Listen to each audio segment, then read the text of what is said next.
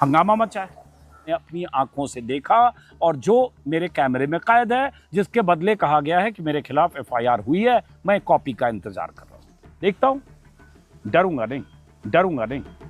5 दिनों से मैं बिहार में घूम रहा हूं। बिहार में जिस तरह से एसआईआर हो रहा है, क्योंकि चुनाव आयोग से जुड़े अधिकारी, जिला प्रशासन, एसडीएम, इन सबको यह मंजूर नहीं कि कोई रिपोर्टर गांव-गांव, शहर-शहर या अलग-अलग ब्लॉक में घूमे और चुनाव आयोग की नाकामियां दिखाए। अब नतीजा यह हुआ कि मुझ पर एफआईआर की जानकारी आ रही है, यानी स्पेशल इंटेंसिव रिवीजन। उसमें क्या गड़बड़ियां हैं, क्या चूक है, क्या लापरवाही है, चुनाव आयोग की क्या नाकामी है और मतदाताओं की क्या मुश्किलें हैं, उसको मैं लगातार रिपोर्ट कर रहा हूं। लेकिन मैं 5 दिन से बिहार से छपने वाले किसी अखबार की ऐसी हेडलाइन का इंतजार कर रहा था। आज दैनिक भास्कर की हेडलाइन है।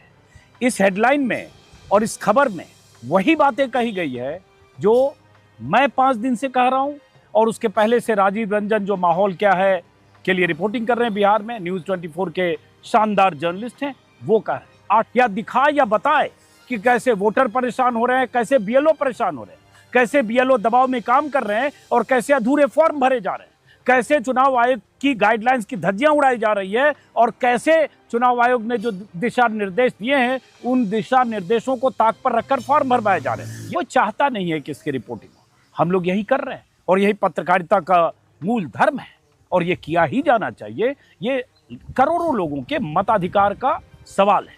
कोई भी वोटर अगर चुनाव आयोग की गड़बड़ियों की वजह से, लापरवाहियों की वजह से अगर वंचित रहता है अपने मताधिकार से, तो बहुत बड़ा सवाल है। और यहाँ लाखों वोटर्स जिस ढंग से परेशान हैं, या वोटर्स से जैसे फॉर्म भरवाए जा रहे हैं, उसके बाद जब 1 अगस्त से लेकर 1 सितंबर के बीच उनके वोट की, माफ करें, उनके फॉर्म की जब एक बार फिर से समीक्षा होगी, तब उनमें से कौन कट जाएगा, इसकी चिंता जिस तरह से वोटर्स में है, ये इससे जुड़े हुए बहुत सारे सवाल हैं। और अगर मुझ पर एफआईआर हुई है मेरी रिपोर्टिंग की वजह से, तो दैनिक भास्कर के संपादक और ऐसी खबर लिखने वाले रिपोर्टर्स के खिलाफ भी फिर एफआईआर होनी चाहिए। क्या खबर है? बिहार की मतदाता सूची में नेपाल, बांग्लादेश और म्यांमार के लोग। बिहार की मतदाता सूची में नेपाली, बांग्लादेशी, बांग्लादेश, नेपाल और म्यांमार के लोग भी बिहार की वोटर लिस्ट में। ये हेडलाइन है कई अखबारों की, क्योंकि चुनाव आयोग ने कल ये हेडलाइन प्लांट की। अब सवाल ये उठता है कि अगर बिहार की मतदाता सूची में ये सब लोग हैं, बांग्लादेश के, म्यांमार के, नेपाल के, तो और 10 साल से हैं, पहले से हैं, कब से हैं? तो 20 साल से नीतीश कुमार की सरकार है, 11 साल से मोदी जी की सरकार है, तो फिर ये कैसे ही अब तक उस लिस्ट में शामिल होते रहे? और उसके बाद अभी पिछले साल चुनाव हुआ और बीते अगर 2003 के बाद से जिस तरह से मतदाताओं पर बोझ डाला गया है तमाम तरह के दस्तावेजों का, 2003 के वोटर लिस्ट में जो मतदाता नहीं है 2 करोड़ 90 लाख, और उनका फॉर्म जमा हो रहा है, लेकिन 1 अगस्त के बाद क्या होगा? उन सवालों को दरकिनार करके ये खबर अचानक आ रही है, तो किसकी नाकामी है? किसकी ड्यूटी है कि सीमा पार से भारत में घुसपैठिए ना आए? गृह मंत्रालय की।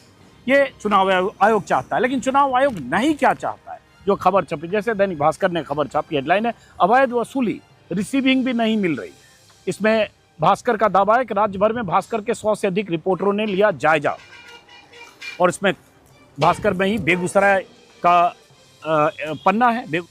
ये मेरा गृह जिला भी है और यहीं पता चल रहा है मेरे खिलाफ एफआईआर हुई है, क्योंकि बेगूसराय में ही बलिया ब्लॉक में जिस तरह से फॉर्म अधूरे भरकर जमा किए जा रहे थे, उस पर मैंने वीडियो किया था। बेगूसराय संस्करण में एसआईआर की नहीं दी जा रही पावती, एक्नॉलेजमेंट, बीएलओ के पति भरवा रहे हैं गन्ना प्रपत्र, पावती एक्नॉलेजमेंट नहीं दिए जा रहे हैं। 3 दिन से कई वीडियो में मैं कह चुका हूँ कि मतदाता सूची पुनरीक्षण के दौरान भारी अव्यवस्था है, वसूली के मामले भी सामने आए हैं, बीएलओ घर घर नहीं जा रहे हैं, वो खुद भी कंफ्यूज हैं। क्यों बीएलओ कंफ्यूज हैं?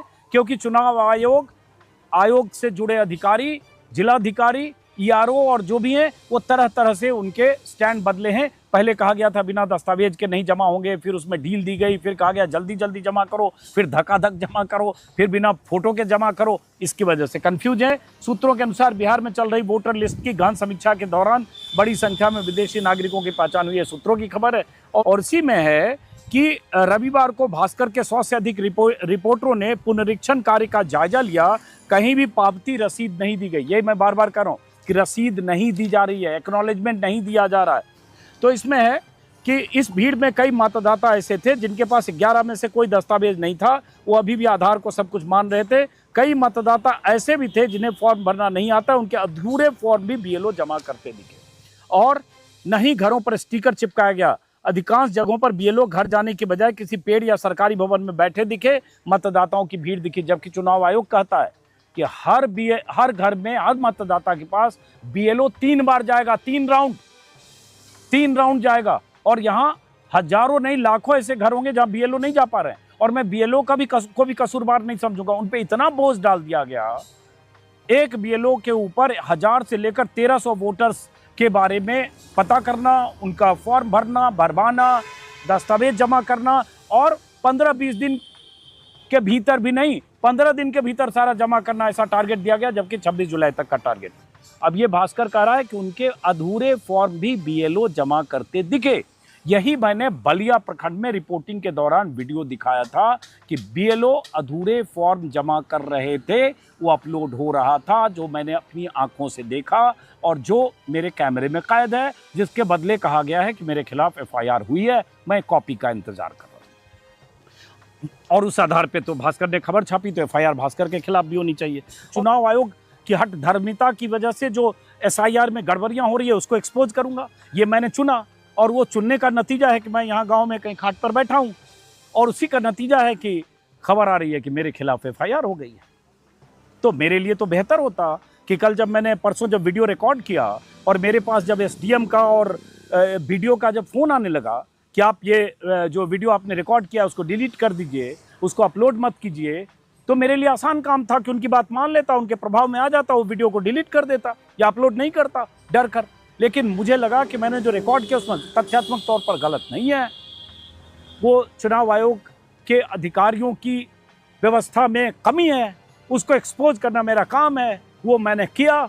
अगर उसका खामियाजा एफआईआर है, उसका खामियाजा अगर ये है कि पुलिस मेरे पीछे पड़ जाए या कल को गिरफ्तारी के लिए मेरे पास आ जाए, तो मानसिक तौर पर तैयार हूँ, क्योंकि पत्रकारिता करते हुए अगर कुछ कीमत चुकानी पड़ती है तो कभी कभी कीमत चुकाने के लिए भी तैयार रहना चाहिए। और ऐसे ही काम अगर पटना के, बिहार के बाकी अखबार करने लगे, चैनल्स के रिपोर्टर करने लगे, तो चुनाव आयोग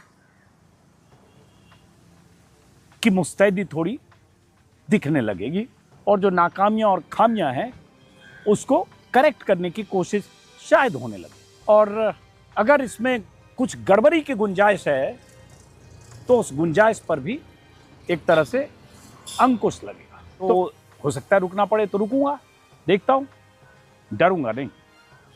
अगर पत्रकारिता की कीमत ये चुकानी पड़े कि आपको अदालतों के चक्कर लगाने पड़े, तो मैं उसके लिए तैयार हूं। और इसकी वजह आप जैसे दर्शक, आप लोग हमारी ताकत है। आप हैं तो हम हैं, और जब तक आप हैं तब तक मैं ऐसे एफआईआर और इस तरह की धमकियों से और इस तरह की उससे मैं डरता नहीं। तो फिलहाल बिहार में बेगूसराय में अपने गृह जिले के गांव से इस वीडियो को ख़त्म करते हैं।